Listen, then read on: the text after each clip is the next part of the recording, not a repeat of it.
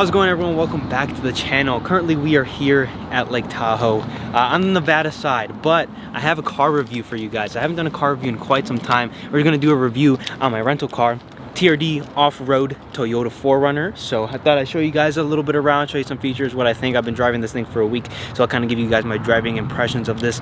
Probably a good solid couple hundred miles in this thing, so a real understanding of what it's really about. So without further ado, let's take a look into this, talk about some specs and stuff, and whether it's a good vehicle for you or not, or you should consider buying it. So this is a TRD off-road. If we take a step inside, cloth interior, but overall a decent interior. We have cloth seats, but we have a leather wrap steering wheel. We have a little bit of carbon fiber here, which is nice. We have Apple CarPlay, a decent sized screen. On top of that, we have a bunch of off-road modes that we'll get to in a second. But the base price for this thing is almost $42,000, so it's quite a pricey SUV. Even the normal base model 4Runner is about $35,000, so it's definitely not cheap, but cars are just getting more and more expensive. Average car price is about $30K. Of course, you got Toyota reliability, and I mean, it's a 4Runner. It has the name. Toyota's been making these things for the longest time now. But let's talk about the downsides before we get into the upsides and kind of my experience with driving this thing for a whole week. So I've driven it pretty much all around this area, up and down mountains and stuff. It's super dirty right now, which is how it's supposed to be. But gas mileage was something I thought would be a little bit better, but I guess that was before I really got into one. So it's a lot bigger than I thought it would be. Of course, I never really stepped into the 4Runner before or got a really good experience with it. So this is my first time really getting hands-on.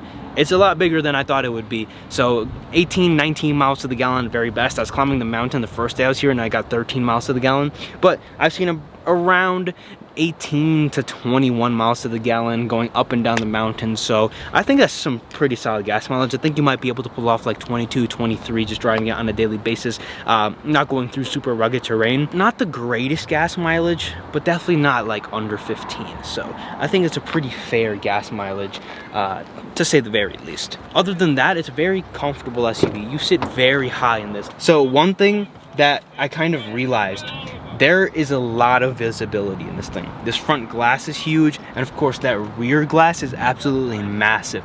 So reversing, blind spots, all of that is super easy. Of course, I drive the Mustang on a daily basis, so a lot of the vehicles are gonna be like, wow, I can see a lot, but this thing especially, there's so much glass surrounding you, it honestly makes the visibility super easy. But let's give this V6 a little fire up. It's pretty loud on startup. Of course, I've been driving it, it's at operating temperature right now, but it's a pretty loud thing. Like, it's definitely not the most quiet. And that's probably one of the biggest things I've realized if this thing wants to shut up. But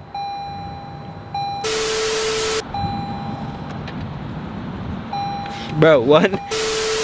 But when you're driving, you don't hear the car at all. It's just on a startup, and when it's standing, I guess it wants to really keep that motor cool. So it's loud. You can hear the fans going and all of that. I was like surprised. Maybe I'm just not used to driving the Toyota like bigger SUVs, because I remember the FJ Cruiser we used to have made the same kind of noises. So I mean, it's not the biggest deal in the world, because when you're gonna be driving, you're not gonna hear it at all. Talking about driving, it's very quiet, very comfortable, it handles nice. There's not really much to say in that category. It drives really nice. It's a bigger SUV. Like, you feel like you're on top of the road, you're sitting pretty high, lots of headroom, lots of leg room. It's a pretty good SUV. Let's take a look into the back, because sometimes these newer SUVs, like the Jeeps and stuff, they don't have a very comfortable back, but I have lots of room, lots of headroom, lots of leg room. It's very comfortable back here, and you can't really say that for like the Wrangler, the Gladiator. I haven't sat in the back of the Bronco for all too long, but even that's a little bit tighter than this is. You got some pretty nice wheels in my opinion. TRD off-road badges on the sides, kind of like Euro clear taillights. You have tow packages standard with this, so it's pretty loaded for the TRD off-road. Just doesn't have leather seats, which honestly I kind of like. The cloth, it doesn't stick or anything in the sun. If you're in some hot climate, I enjoy the cloth seats. Let's fire it back up now that we're taking a seat inside, and kind of shut the door here. Controls on all the cars I have are down here. In this car, it took a second to get used to, but all of the window buttons are up here. 110 miles left. This thing has 12,000 miles on it, 18.8 miles to the gallon after I refueled, so not too bad. Getting 20 miles to the gallon on the latest drive, so not terrible at all. I think that's pretty decent. We got TRD written on this shifter right here. Right here, kind of a little harder to see, but I believe this is a locking diff right here. We have advanced traction control, we have normal traction control, we have multi-terrain mode, which is what this is. It can go light, heavy, depending on what kind of terrain you're on. And then we have the crawl mode right here, so that's pretty cool. I didn't expect this car to have those features. Again, I've never been in a 4Runner, but I did not expect Toyota to innovate this type of technology into this car. Only one USB port over here. We don't even have one inside this huge center console. We have cigarette lighters, 2, but we don't have another USB in the front. I think nowadays for a $40,000 vehicle, there needs to be at least 2 ports somewhere in the front of the car. Again, this does have Apple CarPlay for the screen, which is really cool, really helpful, and I'm glad it has that feature for that much money, but it should have 2 ports here. At the end of the day, it is an off-road SUV, but in reality, I think Toyota knows, and I think all of us know, that this might be an off-road car, but very few of these are going to be taken off-road, and the majority are going to be driven on-road on a daily basis. So I think that's a little unacceptable. Nothing else to really say, but you do have some leather right here, which is nice. You have the glove box, pretty big size glove box. Overall, the inside, very nice. Fit and finish, really nice. Nothing to really complain about. The carbon, in my opinion, was an interesting touch. I'm not sure why they did it, because it's the only place on the interior that has carbon fiber. One of the things I really like about this is this button right here. Opens that rear glass back there. Super helpful, kind of just opens the whole car, brings a little bit of a different vibe to it, and I very much enjoy that. I haven't really seen too many other cars with that feature. I always wished that cars would come and have that feature so you can open the rear glass, but they never do it. Speaking of the rear glass, we do have a little unlock and lock button back here. If you do hold this, that rear glass will drop for you, which is pretty cool. All the stuff is in the back of this car for our trip, so I'm not gonna open this up and show you guys, but there's a lot of room back here, nothing to really worry about. But what I am gonna do is complain about one thing.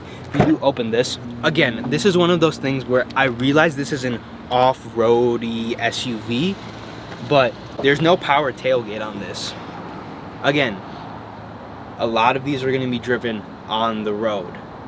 A lot of these are going to be driven to go get groceries. I think Toyota knows that. We all know that. I understand it's got all the off-road features, but I think at the very least they could put a power tailgate for us. But it is that more off-road SUV where it's not really supposed to have all these features, but again, it would have been nice. One thing I do like, this glass is open and you click the lock. Why isn't it going up?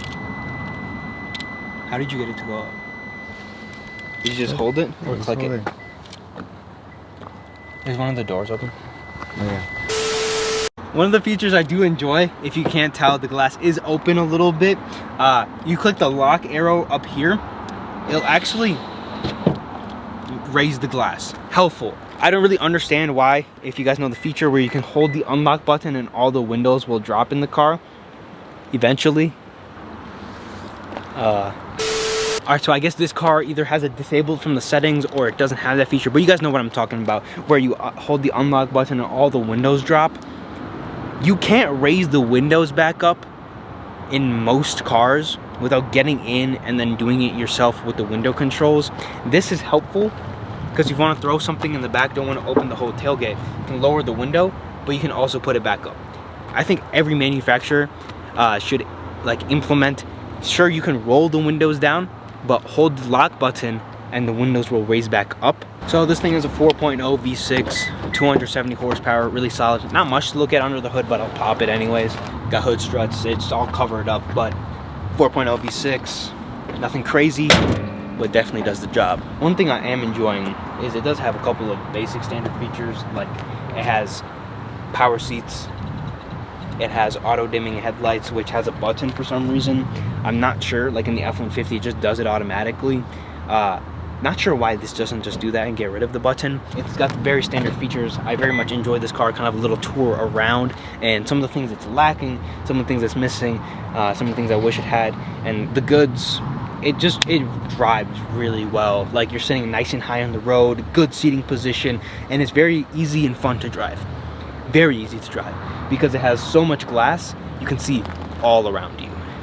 That is all I have for this video. If you guys did enjoy, make sure to leave a like, subscribe. I know I haven't really made too many videos, but I've been out, clearly not at home, but we're gonna get back to making videos, going back to the Miata, fixing that car up. If you guys haven't subscribed, more reviews in the future, but also definitely more of my cars in the future. So stay tuned, subscribe. We're almost at 80,000. By the time you guys are watching this, we might be at 80,000. I hope we are. If we're not, subscribe. If we are at 80,000, subscribe. But that's all I have, and I'll see you guys in the next video.